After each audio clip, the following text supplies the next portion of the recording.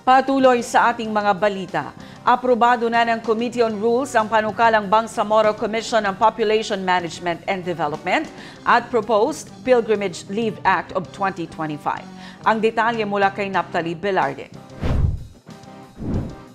Inaprubahan na ng Committee on Rules araw ng Huwebes, September 18, ang Proposed Bangsamoro Commission on Population Management and Development o BCPMD at pagbibigay ng special leave para sa government officials at employees na magpe-perform ng pilgrimage. Layo ng BTA Bill No. 110 o ang Bangsamoro Commission on Population and Development Act of 2022 na magtatatag ng dedicated commission na tututok sa population management at development sa rehiyon. Sinabi ni COR Vice Chairperson Attorney Suharto Ambulodto na tututukan ng komisyon ang population growth at dynamics na magtitiyak na mananatiling responsive sa unique cultural context ng BARM.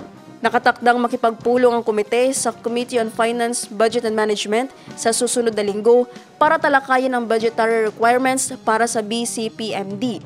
Samantala, aprobado na rin ng komite ang consolidated version ng BTA Bill Numbers 276 at 282 o ang Pilgrimage Leave Act of 2025.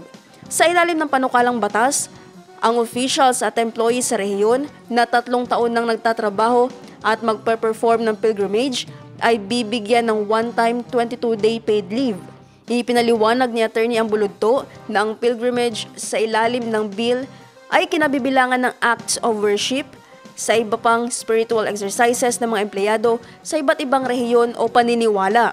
Naghahanda na rin ang komite para sa pagsumite ng report sa plenary para sa deliberasyon sa susunod na mga linggo.